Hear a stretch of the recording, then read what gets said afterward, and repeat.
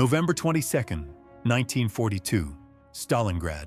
Soviet forces complete their encirclement. 290,000 German soldiers trapped inside a shrinking pocket. Winter is coming, supplies are running out.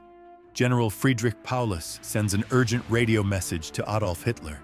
The request is simple: permission to retreat. Break out westward while there's still time. Save the army. Hitler's response comes back quickly. One word: denied. Stand and fight. Hold Stalingrad at all costs.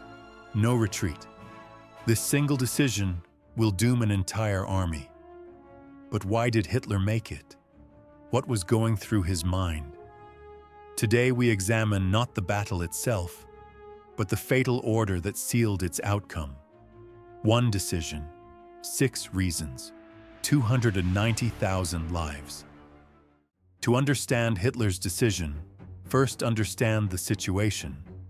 November 19th, Soviet forces launch Operation Uranus. 2 massive pincers, one from the north, one from the south. They strike the weak Romanian flanks, protecting German positions. Within 3 days, the pincers meet. The trap closes. 290,000 men of the German 6th Army, one of Wehrmacht's finest, now completely surrounded.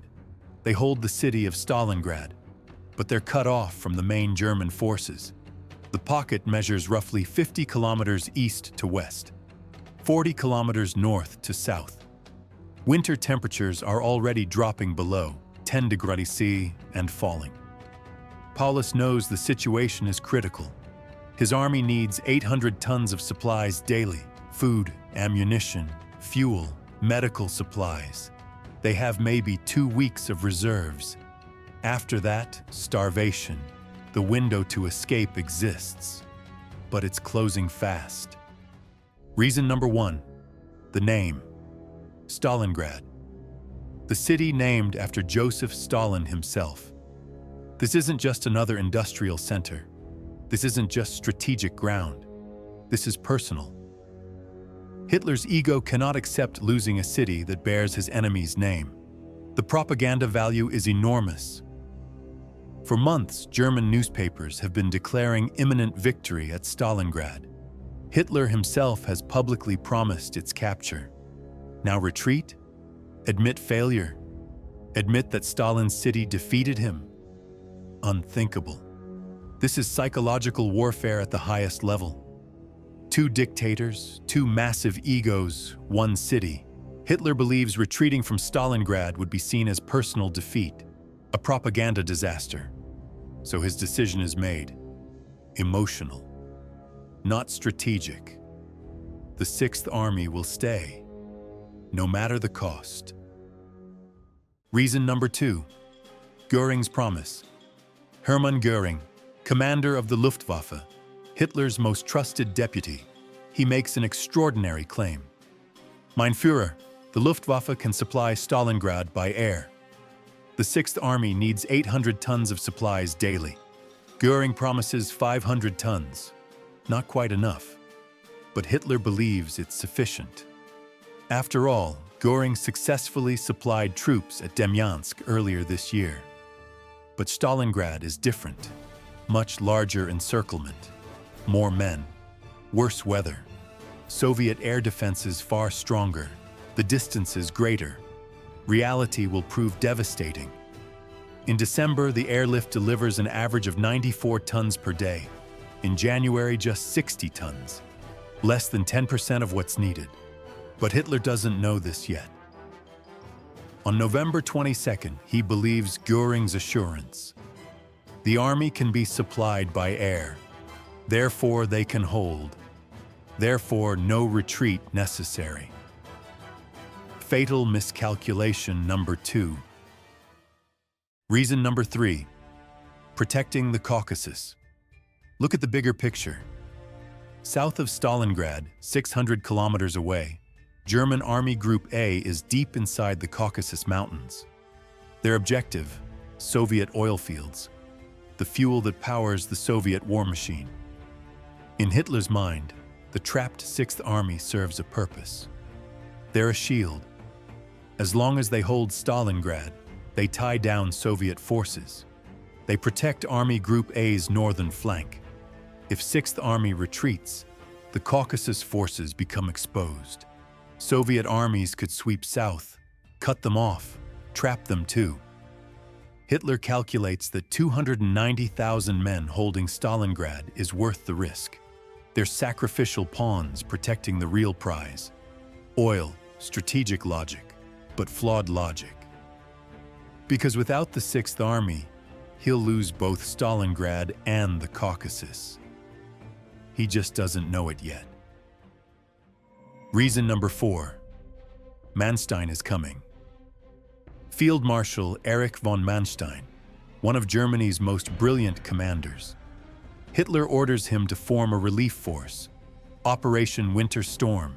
The mission: fight eastward to Stalingrad, break the encirclement, save the 6th Army. Manstein assembles a powerful strike force, panzer divisions, elite troops. On December 12th, they attack. They advance rapidly. Soviet defenses crack. By December 19th, Manstein's forces are just 48 kilometers from the pocket, close enough to potentially link up. If Paulus fights westward simultaneously, they could meet. The 6th Army could escape, but Hitler forbids it. The 6th Army stays in Stalingrad. Hold your positions. Manstein will reach you. Except Manstein can't advance further. Soviet reinforcements arrive. December 23rd, the relief attempt stalls, then stops. 48 kilometers, so close, yet impossible to bridge. The last hope dies. Reason number 5. The Napoleon complex. Hitler is obsessed with historical parallels, particularly Napoleon. In 1812, Napoleon invaded Russia, reached Moscow, then retreated. The retreat destroyed his Grande Armée, ended his invincibility. Hitler sees himself as superior to Napoleon. He will not repeat the same mistakes. Napoleon retreated from Russia and lost everything. Therefore, Hitler concludes, retreating equals defeat. Staying equals strength. Flawed logic based on misread history. Napoleon's mistake wasn't retreating. Napoleon's mistake was invading Russia in the first place. But Hitler doesn't see it this way. In his mind, stubbornness proves strength. Flexibility shows weakness.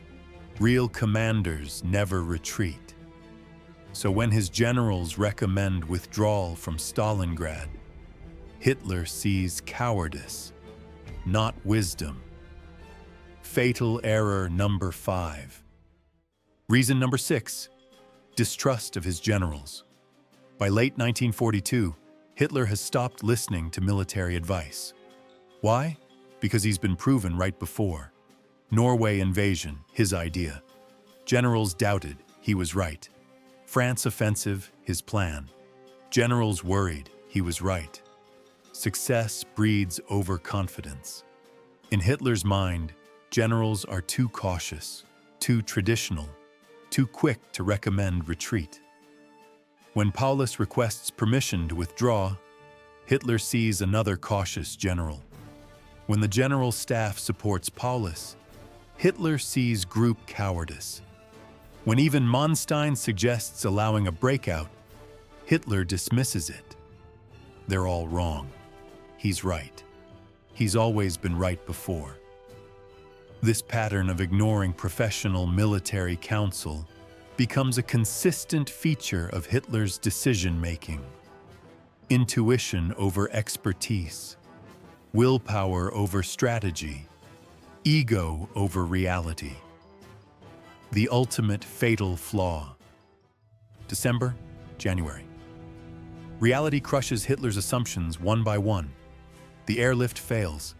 December deliveries average 94 tons daily. January drops to 60 tons. The army needs 800 tons. Men begin starving. Temperatures plummet to 30 degrees Celsius. Frostbite becomes as deadly as Soviet bullets. Fuel runs out. Vehicles freeze. Weapons malfunction. Soviet attacks shrink the pocket. German-held territory decreases daily. Airfields fall to Soviet forces. Landing zones disappear. Supply drops scatter across no man's land. The pocket that started at 50 kilometers wide is now barely 20 kilometers. Inside, 290,000 men trapped, growing weaker, growing hungrier, growing more desperate. Hitler's 6 reasons for staying, all proven wrong, but the order remains unchanged. Stand and fight. December 19th, the last chance. Manstein's relief force reaches its closest point, 48 kilometers from Stalingrad. Both Manstein and Paulus see the opportunity. If the 6th Army fights westward while Manstein pushes east, they could link up. Not everyone would escape. Heavy losses expected, but tens of thousands could be saved.